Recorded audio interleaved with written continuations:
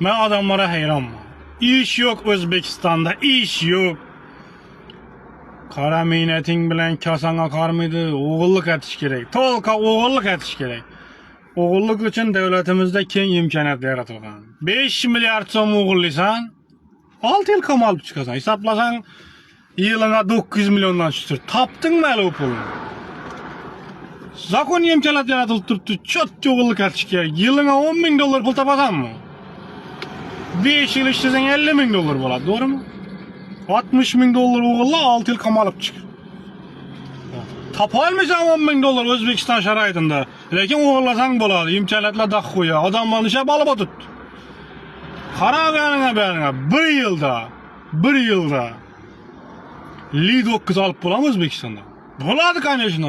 Li-9 alasan, hatınına padarik etesen, atanana padarik, atam gede yazdırasan.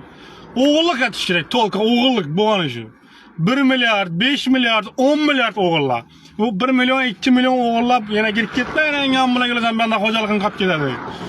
10 milyar oğulla. 15-6 yıl oturup ki. Yılına 1 milyar 200 milyondan düşerdi. Haydi falan buladı. Ne prokuratura aralaşadı, ne başkanı aralaşadı. Bir diyaramını bilmeyin kaladılar.